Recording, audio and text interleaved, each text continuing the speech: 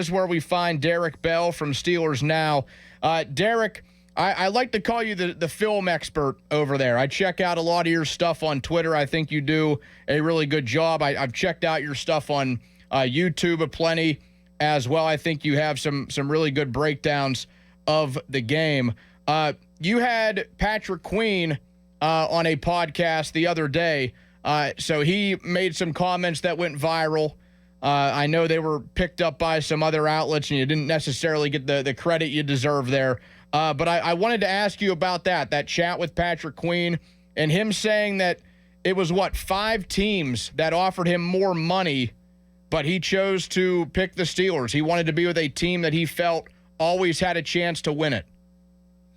Yeah, I think the big thing for Patrick, man, just playing in the AFC North, the Ravens, since he's been there, they've been really competitive. And that was a big thing for him. He didn't want to go to a rebuilding team. And, he felt like the Steelers gave him a good chance to win. And, he talked about, there was as many as 15 teams that contacted him at the beginning of the tampering period. He ended up narrowing that down to 5.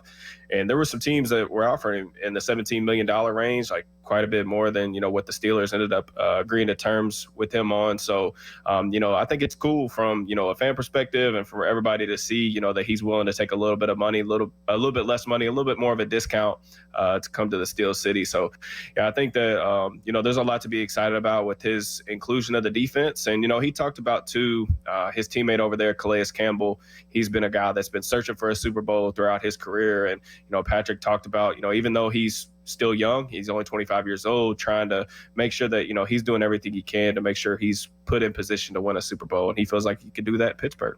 I'm assuming he didn't give the identity of the teams, did he? Or is that something he just had you keep as a bit of a secret? Yeah, not publicly, no. Let's take a look at the wide receiver options that are out there as the calendar in less than 48 hours, really, 36 hours from now. My math isn't great, but we will be turning that calendar to June 1st, and the floodgates could open up a little bit in that wide receiver market. Do you think the Steelers will continue to have their eyes on some of those big names out there? Yeah, I mean, listen, we all know that they've contacted pretty much anybody that will listen about any veteran receiver options that are available. You think about the June 1st cuts or trades that you're referring to, some guy, unexpected names could potentially become available for them. I mean, they've called around and asked about several guys. You think about Cortland Sutton, Brandon Ayuk, Deebo Samuel, those type of guys. Some other names keep an eye on: Seattle, both their receivers with DK Metcalf, Tyler Lockett. Both those guys are extremely expensive. They drafted Jackson Smith and Jigba in the first round last year. Seattle's also in kind of a weird transition period, going away from Pete Carroll, getting Mike McDonald in there.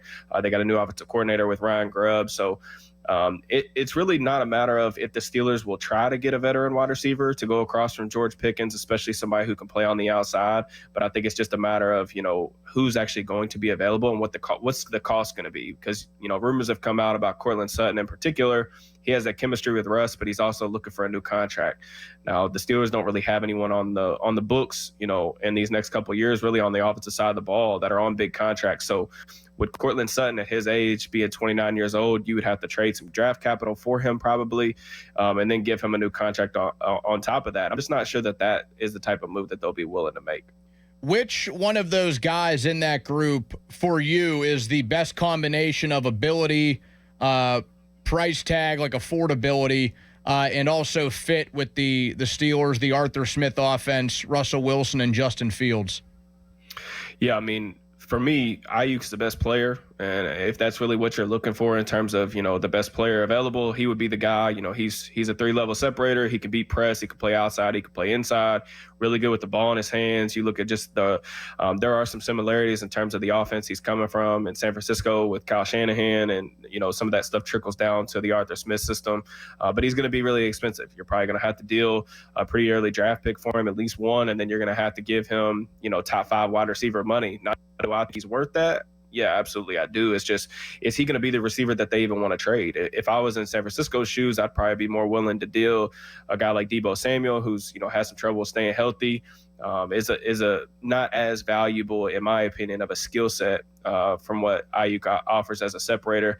But I also think that the Seattle guys are kind of interesting to me. I think that Russ is obviously played with DK before. He would be a guy that if he was truly available, I would be interested and potentially, what the cost would be there. He's another guy who's still relatively young, has been really productive. His skill set kind of really fits really well with what Russ really does in terms of stretching the ball down the field, winning vertically, and that would give them two, really big targets on the outside that can win and create explosive plays. So those would be the guys that I would probably fixate my attention to. What would you think of a Juju Smith-Schuster reunion? Yeah, I mean, I know that's going to be a big talking point because I do expect that he's probably going to get put on the market after, New England ended up drafting 2 receivers, and they're in a transition period of their own as well. Juju's tough, man, because when he was in Pittsburgh, I felt like, a lot of the things that made him, a really good player are kind of out the window now. And that a lot of that has to do with his health. He's had nagging knee injuries. I know for a fact that, Pittsburgh had some concerns about his health and availability, his long-term longevity. And that was one of the reasons that they kind of let him walk out the building when they did. And, Juju's had some trouble staying healthy. He had a knee injury that was a nagging issue for the last several seasons that he's played through. I'm just not sure that, he's still a really young player, but I'm not really sure what he gives you because his game is, really built on, yards after the catch, physicality, going over the middle of the field.